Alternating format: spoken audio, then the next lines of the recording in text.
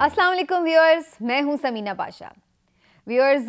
इमरान खान साहब ने एक अहम प्रेस कॉन्फ्रेंस की और उसमें बहुत सारे लोगों का ये ख्याल था कि इमरान खान साहब आज कोई असम्बलियाँ डिज़ोल्व करने की डेट दे देंगे या बाकायदा उसको अनाउंसमेंट कर देंगे कि जी हम कल असम्बलियाँ डिज़ोल्व कर रहे हैं या परसों असम्बलियाँ डिज़ोल्व कर रहे हैं, लेकिन ऐसा कुछ हो नहीं सका। इस सारे के बाद एक हमने ओवरऑल परसेप्शन उभरते देखा कि पता नहीं कोई खान साहब कमज़ोर पड़ गए हैं, वो नहीं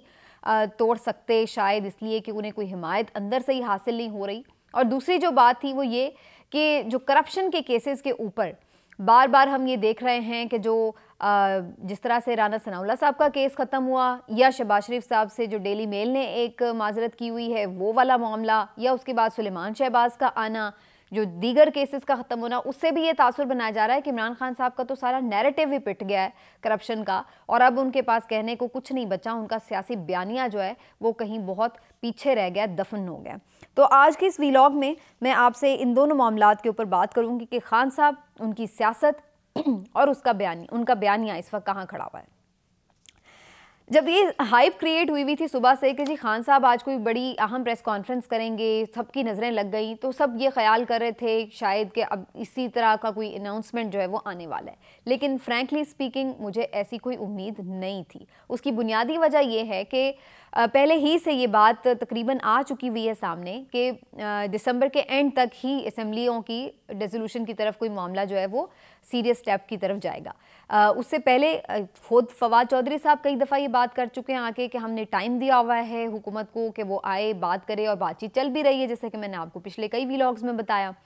तो उस वक्त तक अभी ये चीज़ें इसी तरह से हो रही हैं, कहीं बात हो रही है, कहीं नहीं हो रही है, कभी असम्बलियों की डिसोल्यूशन की तरफ एक स्टेप आगे बढ़ा जाता है तो कहीं पे दोबारा टॉक्स की तरफ एक स्टेप जाया जाता है। तो अभी ये ऊपर नीचे हो रहा था, तो इसलिए मुझे तो कोई एक्सपेक्टेशन नहीं थी कि खान साहब कोई आज अनाउंसमेंट कर देंगे। मुझे आइडिया था कि अभी चूँकि उन्होंने खुद भी कह रखा है कि दिसंबर तक ये अभी चीज़ें चलेंगी, दिसंबर के एंड तक। तो देखना ये कि एंड तक जाकर क्या सूरत हाल बनती है और उस वक्त तक भी क्या असेंबलीज डिज़ोल्व हो पाती हैं या नहीं, ये एक उस वक्त मेजर चीज़ होगी जिसको जज करना होगा। लेकिन उससे पहले आज की प्रेस कॉन्फ्रेंस के हवाले से ये सारी एज्यूम करना बात, ये मेरा ख्याल है थोड़ा सा ओवर एक्सपेक्टेशन थी।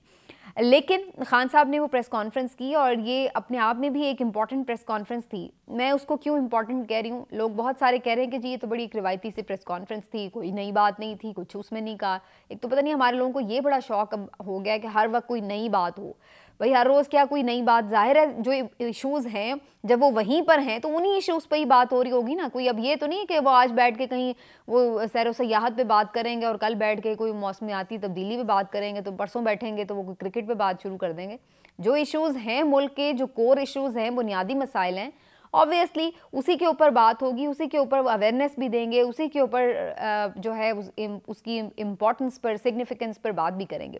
तो ये एक अजीब सी, खैर हमारे तज्जियाकार बात ही यहाँ से शुरू करते हैं जिन्हें कोई नई बात नहीं की। लेकिन बहरहाल इमरान खान साहब ने इकॉनमी के ऊपर जो है वो आज बात की। मैं इमरान खान साहब की प्रेस कॉन्फ्रेंस को 2-3 लिहाज से इम्पॉर्टेंट इसलिए समझ रही हूँ। पहली बात तो ये है कि बहुत दिनों से एक बेचैनी जो है वो मैं महसूस कर रही थी इस लिहाज से कि जिस तरह से इकॉनमी की एक सिचुएशन डेवलप हो रही है, बार बार हम कंटिन्यूसली एक बात कर रहे हैं कि जनाब पाकिस्तान बिल्कुल डिफ़ॉल्ट के करीब है, जो डिफ़ॉल्ट रिस्क है पाकिस्तान का वो 100% हो गया है, 70% हो गया है, 100% से भी ज़्यादा हो गया, वगैरह वगैरह। फिर उसके बाद भी हम देख रहे हैं कि जी एलसीज नहीं खुल रही हैं, कंटेनर्स बंदरगाह पे खड़े हैं, डॉलर नहीं है कि जाकर जनाब वो ख़रीद लें, दोस्त मुल्क पैसे नहीं दे रहे हैं, IMF से निगोशिएशंस जो हैं वो सारी रुकी पड़ी हैं। तो इन सारी चीज़ों के ऊपर एक हमें बहुत major, very major and serious economic crisis जो है वो नज़र आ रहा था। लेकिन ऐसा लग रहा था कि मीडिया में भी उसके ऊपर उस तरह से बात नहीं हो रही थी। अच्छा, इस पर भी बड़ी मज़े की बात है, वैसे खान साहब भी इस पर तनकीद करते हैं कि जी मीडिया अब जो है वो इकॉनमी के ऊपर, महंगाई के ऊपर उस तरह से शोज़ नहीं कर रहा जैसे पहले हमारे दौर में किए करते थे। तो मैं सोच रही थी कि इसकी एक वजह ये भी है कि उस दौर में खान साहब आप जैसी अपोजिशन भी उस हुकूमत को नसीब नहीं थी। खान साहब ने जितना अपोजिशन में रह के, जब पहले भी अपोजिशन में थे और जब अब भी आए हैं, तो जितना टफ टाइम वो देते हैं तो फिर सारी वो जो तवज्जो होती है वो खान साहब की पॉलिटिक्स के ऊपर ही मरकूज़ होकर रह जाती है और मीडिया जो है वो फिर उसी की चीज़ की तरफ जो है वो ज़्यादा जिसको कहते हैं ना फोकस कर लेता है। तो एक तो खैर मैं ये नहीं कह रही कि मीडिया चूँकि बड़ा ऑनेस्टली रिपोर्टिंग कर रहा है तो इसलिए जनाब वो गलती से नज़रअंदाज हो रहा है। ये बात अपनी जगह दुरुस्त है कि डेलिबरेटली बहुत से मीडिया हाउसेस जो हैं वो जो इस हुकूमत के फेलियर्स हैं, जो उनके नाकामियां हैं, जो उनकी खराबियां हैं और जो इकोनॉमिक क्राइसिस है जहां पर उनको पता है कि इस हुकूमत की बैंड बजेगी, उसको जानबूझकर निगलेक्ट करते हैं। लेकिन एट द सेम टाइम ये भी बात अपनी जगह दुरुस्त है कि बहुत सारे लोग जो हैं वो करना भी चाहें इकॉनमी के ऊपर बहुत सारे डिटेल में बातचीत, तो वो आमतौर पर पॉलिटिक्स में इतनी हैपनिंग रहती है कि वो फिर बात कहीं पीछे चली जाती है और फिर खान साहब जो हैं वो तवज्जो का मरकज़ रहते हैं, तो फिर ज़ाहिर सी बात है वो डिस्कशन में रहते हैं। तो खान साहब इसमें थोड़ा सा आपका अपना भी मामला है कि आप इतनी टफ किस्म की अपोजिशन जब करते हैं तो ऑटोमेटिकली जिसको कहते हैं ना तवज्जो और टाइम जो है वो सारा वो ग्रैब कर लेते हैं। लेकिन एनीवेज जो इकॉनमी को मिलनी चाहिए इम्पोर्टेंस वो नहीं मिल रही थी और मैं ये सोच रही थी कि इमरान खान साहब अपनी तहरीक को हकीकी आज़ादी का नाम दे रहे हैं, हकीकी आज़ादी के लिए वो जद्दोजहद कहते हैं और इलेक्शन के लिए जद्दोजहद कहते हैं लेकिन जो आम आदमी का सबसे ज़्यादा इस वक्त मसला है महंगाई का, जो मुल्क की बका और सलामती का इस वक्त इशू बना हुआ है, वो है पाकिस्तान की इकॉनमी का मसला। तो उसको खान साहब उतने ज़ोरों शोर से एड्रेस नहीं कर रहे थे जो कि मेरा ख्याल था कि उन्हें करना चाहिए। और आप यकीन कीजिए कि अब जब खान साहब इस चीज़ को उतने ज़ोरों शोर से एड्रेस करेंगे तो ही ये मुल्क के जिसको कहते हैं ना मीडिया के एजेंडे पर आ जाएगा कि भाई ये इसको डिस्कस करना है। ज़ाहिर सी बात है जब खान साहब उसका तकाबली जायज़ा लेंगे, हमारे दौर में ये था, अब ये है, अब ये है, ये सिचुएशन ये, तो उसके ऊपर फिर टॉक शोज़ में ऑटोमेटिकली डिस्कशन जो है वो स्टार्ट हो जाती है कि जी ये बात वो कह रहे थे, ये कितनी सही है, कितनी गलत है, और ज़ाहिर है कि फिर हुकूमत उस पर अपना मौक़िफ़ भी दे रही होती है, तो वो ऑटोमेटिकली हेडलाइंस में आ जाता है। तो खान साहब जिस चीज़ को इशू बनाते हैं भाई वही चीज़ इशू बन जाती है। आजकल की सियासत जो है वो खान साहब के गिर्द घूम रही है। तो अब राइट टाइम है कि खान साहब ने इस इकोनॉमिक क्राइसिस के ऊपर बड़ा सीरियस जो है वो एक्शन लेकर सारी जो डिस्कशन की है और इसमें उन्होंने इसको जो है हाईलाइट भी किया। और साथ ही साथ जो दूसरी चीज़ थी वो थी करप्शन के ऊपर, कि जिस तरह से उन्होंने कहा है कि NRO2 हुआ है, तमाम तर केसेस जो हैं हम देख रहे हैं कि किस तरह से हफ्तों और दिनों में, घंटों में ख़त्म हो रहे हैं और रिलीफ मिल रहा है तमाम जो शरीफ फैमिली है उनको और हुकूमती अरकान को। तो उसके हवाले से भी उन्होंने तशवीश की कि भाई क्या ये इस तरह से कानून का मजाक उड़ाया जाना या करप्शन का हो जाना, ये क्या सिर्फ मेरी ड्यूटी है या ये सिर्फ मैं ही इस चीज़ को एजेंडा है मेरा, मैं ही इसका ठेकेदार हूँ? क्या किसी को कुछ नज़र नहीं आ रहा? क्या यहाँ के जो अवाम हैं, जो यहाँ के रियासती इदारे हैं, जो यहाँ के बड़े पावरफुल हल्के हैं, क्या वो कुछ नहीं देख रहे हैं कि ये मुल्क में क्या हो रहा है? तो उन्होंने इन चीज़ों की तरफ भी तवज्जो दिलाई है। अब मेरा इसके बाद से मैं एक चीज़ ये भी देख रही थी कि जब पिछले कई दिनों से वो जब करप्शन के ऊपर बात कर रहे थे और ये जो केसेस के ख़त्म होने पर NRO2 की बात कर रहे थे, तो लोग कहने लगे कि जी असल में खान साहब का जो करप्शन का बयानिया है वो अब वीक हो गया है। देखिए ना सारे केसेस भी ख़त्म हो गए, देखिए ना वो डेली मेल ने भी माफ़ी मांग ली, देखिए ना कि अब हम देख रहे हैं कि जो अदालतें हैं उन्हें तो राना सनाउल्लाह साहब भी बरी हो गए हैं, उनका भी केस झूठा था, वो तो खुद इनके अपने लोग कहते थे। देखिए ना ये सारे तो बड़े पाक साफ लोग हैं, इन्होंने तो कभी करप्शन की ही नहीं। तो देखिए ना ये खान साहब जो हैं उन्होंने जो पूरा एक नैरेटिव करप्शन का बिल्ड किया हुआ था, उनकी तो जद्दोजहद का स्टार्ट ही इस बात से था कि ये सारे करप्ट हैं, तो ये तो सारे क्लीन हैं। तो खान साहब का तो सियासत ही ख़त्म हो गई, उनका तो बयानिया ही दफन हो गया। तो ये सारी जो बातें हैं ये इसको चेक करने की 2-3 चीज़ें हैं। पहली चीज़ तो ये है कि अगर किसी को वाकई लगता है कि खान साहब का जो बयानिया है वो नैरेटिव जो वो करप्शन के हवाले से कहते हैं और लोग वाकई जिस तरह से अदालतों से केसेस ख़त्म हो रहे हैं उसको बिल्कुल आइन और कानून के ऐन मुताबिक समझते हैं, तो ये तो बहुत अच्छी बात है। आप इलेक्शन करवाएं, लोग आपको वोट करेंगे, उससे पता चल जाएगा कि क्या वाकई उनका नैरेटिव पिट गया, क्या वाकई लोगों ने इस हुकूमत को एक्सेप्ट कर लिया, क्या वाकई इन लोगों ने इन लोगों को क्लीन मान लिया। अगर मान लिया तो वेरी गुड, बिल्कुल बेशक यही लोग दोबारा आएँ और अगर इनको वोट मिलते हैं वो आके यही लोग हुकूमत बनाएं, 5 साल के लिए हुकूमत बनाएं, मुल्क के लिए अच्छे फैसले करें, किसी को कोई एतराज़ नहीं है। लेकिन इसको जांचने का तरीका यही है कि फिर आप इलेक्शन में जाएं और फिर जाके देखें कि किसको अवाम जो है वो पजीराई दे रही है, किसका नैरेटिव आज भी लोगों के ऊपर है या नहीं है। एक तो चीज़ हो गई ये। दूसरी जो चीज़ है वो ये है कि असल में जो एक थोड़ा सा बैकड्रॉ है वो ये है कि खान साहब जब से ज़ख्मी हैं, आपको मालूम है कि जलसे जुलूस और रैलियों का जिस तरह से वो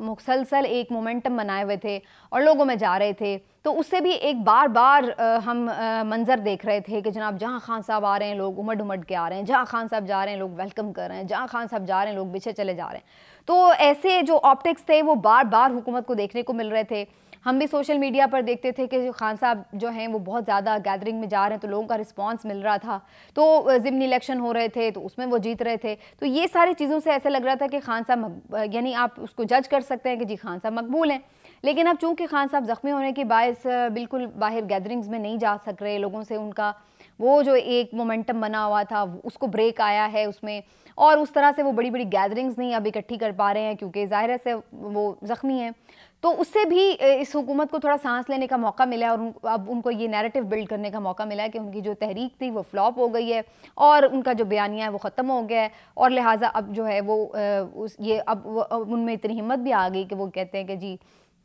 हम तो मुकाबला भी करेंगे, वरना यही लोग कह रहे थे कि हम असेंबली तहलील ही नहीं करने देंगे। अब ये आके बढ़ चढ़ कर कह रहे हैं कि आप करें असेंबली, हम आपको मुकाबला करेंगे और हराएंगे। तो ये एक जो चेंज है वो इस हुकूमत में नज़र आ रहा है। उसकी वजह बुनियादी तौर पर ये 2-3 चीज़ें हैं कि जिसमें खान साहब का ज़ख्मी होना, उनका अवाम से फिल वक्त दूर होना। वैसे तो वो किसी न किसी तरह बात अपनी पहुंचा रहे हैं, चाहे वो रोज़ की सहाफ़ियों से मुलाकातें हों, इंटरव्यूज़ हों, लेकिन ज़ाहिर है वो जो एक जल से जुलूस और एक गहमा गहमी थी वो वाली सिचुएशन जो है वो थोड़ी सी हुई है मसले में। अब इमरान खान साहब ने इदारों से एक दफ़ा फिर से सवाल किया है कि भाई आप भी देखें, लेकिन इसमें अगेन वही बात है कि इसको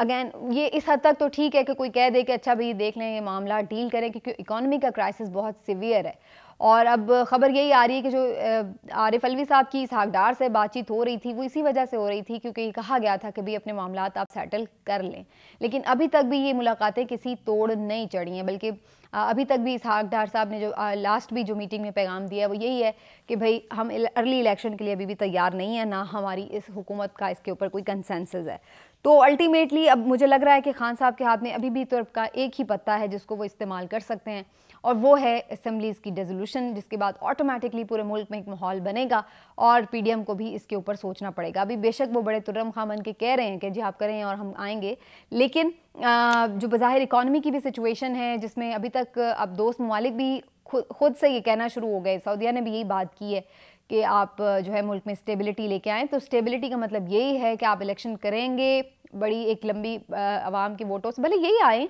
या पीटीआई आए जो भी आए, लेकिन बात ये कि जब आप फ्रेश मैंडेट के साथ आएँ, 5 साल के लिए आएँ, लॉन्ग टर्म पॉलिसीज़ के साथ आएंगे, तो लोग आपके साथ निगोशिएट करेंगे, लोग आपके साथ मुआहदे करेंगे, लोग आपको हेल्प आउट करेंगे। लेकिन एक ऐसी हुकूमत जिसका कोई पता ही नहीं है कि उसने कितने देर रहना है, उसके ऊपर जो है वो कोई भी उस तरह से पैसे लगाने में, ट्रस्ट करने में, कोई भी एग्रीमेंट करने में ज़ाहिर है कि वो रिलक्टेंट ही होगा, और यही हमें नज़र आ रहा है। लेकिन अब देखना यही है कि इकॉनमी की सिचुएशन को देखते हुए और इधर से ये सारी जो पॉलिटिकल डेवलपमेंट है उसके ऊपर खान साहब ये फ़ैसला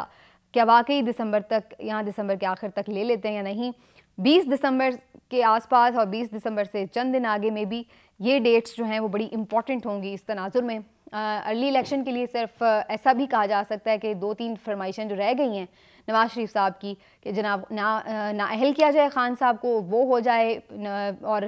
जो है नवाज़ शरीफ साहब उनकी नाअहली ख़त्म हो जाए, तो फिर हो सकता है कि वो फौरी इलेक्शन की तरफ मामलात को ले जाने के लिए कुछ सीरियस सोच रखें। उसके बगैर, उससे पहले मेरा नहीं ख्याल है कि इसमें कोई पेशरफ्त का इम्कान है। अल्टीमेटली लगता है कि वो खान साहब को फिर अपना कार्ड जो है वो प्ले करना ही पड़ेगा। मिलते हैं अगले व्लॉग में, अपना ख्याल रखिए, अल्लाह हाफ़िज़।